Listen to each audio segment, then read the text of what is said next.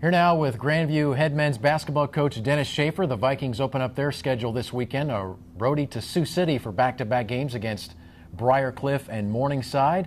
Before we get to the games on this weekend, Denis, let's talk about last year and the team went 17-13. Kind of a frustrating season, but made a nice run in the conference tournament. That was pretty exciting. Got to the championship game of the conference tournament. Yeah, you know, Jeff, I thought the kids did a good job of battling throughout the season.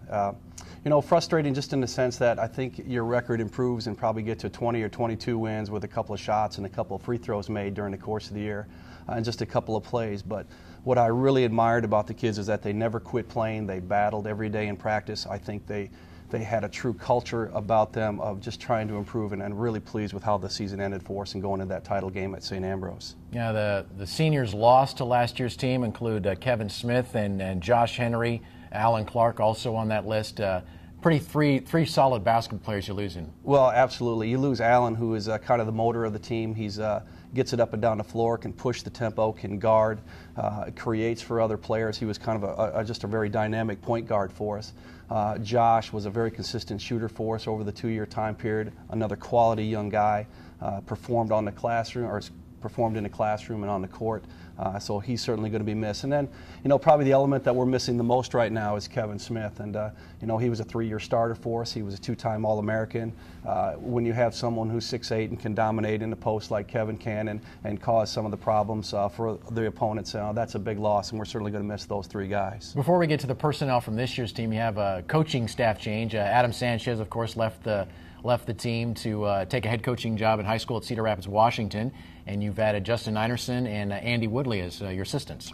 Yeah, you know, I thought it was a good move for Adam to move on. I think that's important as guys serve in the assistant roles, and he had an opportunity that I thought presented himself that was fantastic for both him and for his family, so I wish him well.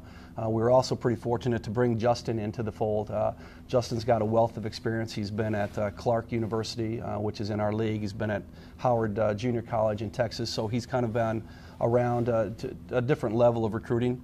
And then Andy, you know, has got a great coaching pedigree with Iowa City High. He's been at Creighton. He's coached as a head coach in Houston. He's got a great feel for the game, so I think we're pretty fortunate to have Andy with us as well. How do you see the conference race shaping up this year, Denis? William Penn is the preseason pick to win the league, Mount Mercy number 2, St. Ambrose 3rd, and then Grandview comes in that 4 position. How do you see it shaping up? Well, I think William Penn and Mount Mercy certainly are the front runners. With St. Ambrose, they've always got a quality program. The thing is that you never know what Coach Shovlin is going to put down with his newcomers, so you're never quite sure what you're going to get with them, but they're always very well coached.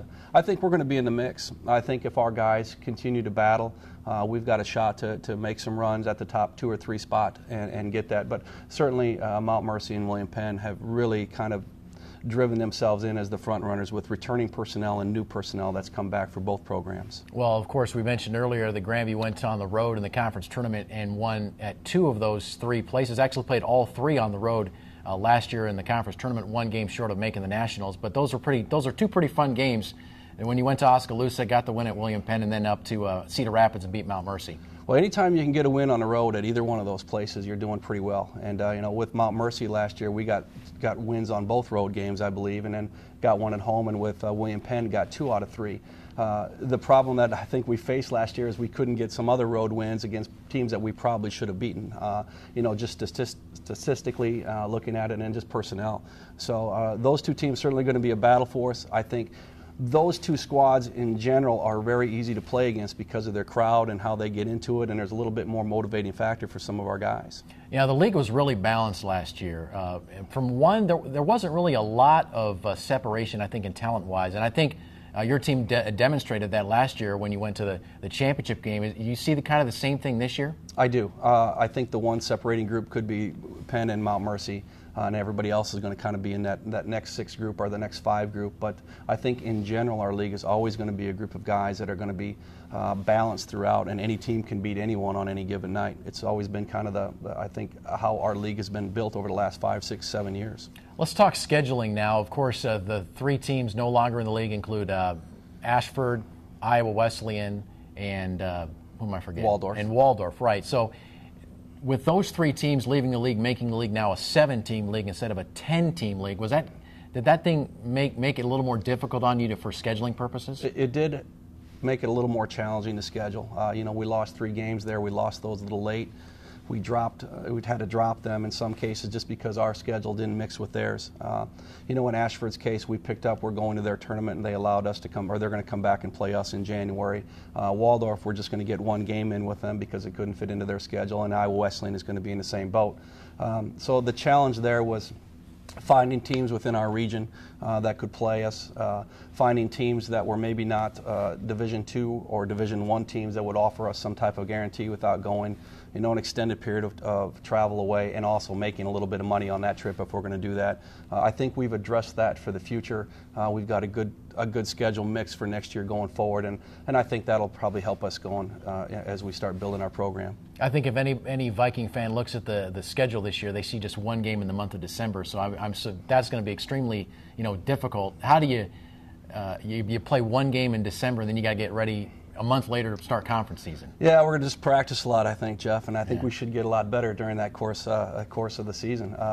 But that's how it shook out. We tried desperately to get a couple of games in December, even to go to Florida, and it just did not work out. So it is what it is for this year. We're going to make the best of it. Our kids have kind of embraced that at this point.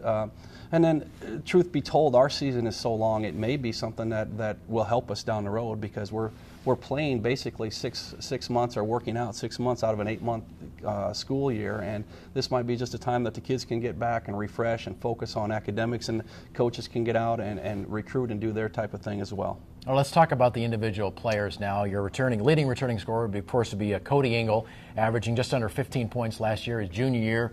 Is he going to be one of your leaders this year, of course? Absolutely. We're going to bank on Cody. He's a phenomenal player. He's got a tremendous feel for the game. His probably fault in my mind is that he's probably more unselfish than he needs to be. He's able to get other players involved, and that's a great aspect of him, but we need him to make shots. We need him to make plays for us, and he's got to serve a kind of a variety of roles in the 3, 4, and the 5 spots this year, because he poses mismatches for other teams, and we want to make sure that we utilize him to the fullest.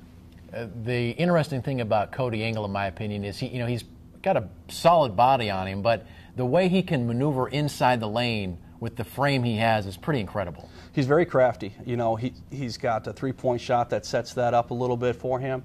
He's able to post guys up. He's able to make moves on them. And then, I guess he can overwhelm opponents a little bit just because of his size, if that's a mismatch issue at the 3 spot, and that's where we hope to play him a little more. So obviously, he's one of those guys that we just got to find a way to get him the ball, and he's got to help make us a better basketball program. Deceptively quick. Would you describe Cody in that term?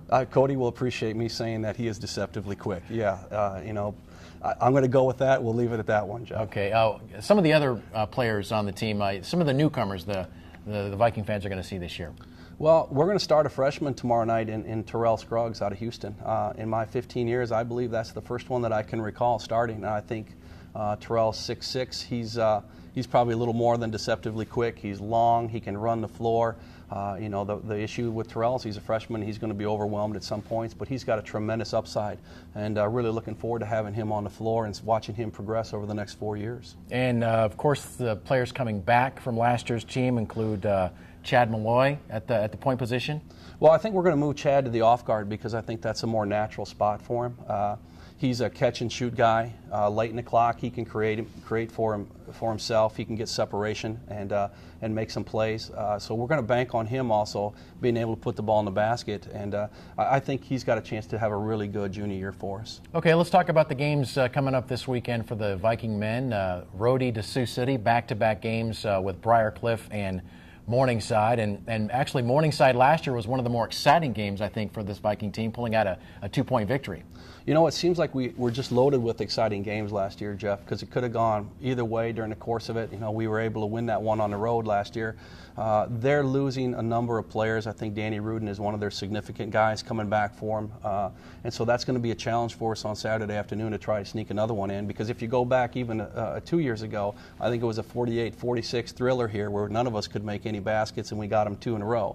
So I'm sure that Coach Sykes and his group have that in their mindset, and I'm sure that they'll be really, really prepared to play us. Yeah, actually, 2 2-point wins for Grandview the last 2 years over Morningside. Last year was 71-69, and then 2 years ago here, it was 44-42. So I remember covering with the football team, following that game on the road with the football team, and that was quite the game here 2 years ago. Absolutely. You know, the score was a 44-42, I think is what you just mentioned, and I joked with Coach Sykes at halftime that I'm not sure any offensive video company is going to come down and shoot a video for us to sell to offensive coaches. So I think you're going to find that kind of a war here again on Saturday afternoon. Okay, and Friday night, Briar Cliff, and Briar Cliff features Jake Shipley. And how long has he been at Briar Cliff? Seems like he's been there forever. It seems like he's been there forever. I remember him coming off the bench as a freshman or sophomore and really having a good game against us about 3 or 4 years ago, and I couldn't wait for him to leave then. He's a phenomenal player. He is just multi-talented. He can score from the inside. He can post you up. He's a shooter. He's just kind of their all-around go-to guy, and so he's going to be a real challenge for our team, and we're going to have to figure out a way to kind of keep him under wraps, which we're going to have to figure it out here this afternoon at about 3 o'clock. He averages 18.6, and he hits about 85% from the line and 40% from three. So obviously he's a player to deal with.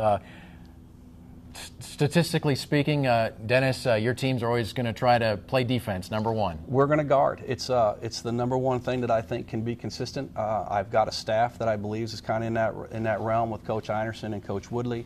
You know, we're not always going to be guaranteed to shoot that 50% or 60%, and if you do that, then your defense is working. Everything looks great. But our culture has always been about guarding people, making it as tough for other teams to score on us as we can, and always putting ourselves in a position to win the game. And that's not going to change this year. And I think it served us well because we're able to play with teams that may be more talented than we are, and we're able to just kind of stay in that game and give us a chance to win, which is the case sometimes with Briar Cliff and in the case with Morningside, and then last year like Midland Lutheran and some of those other programs, William Penn's, the Mount Mercy's, that are probably a little more offensive oriented than we are. All right, Dennis, look forward to covering your team this year. Great, thanks, Jeff.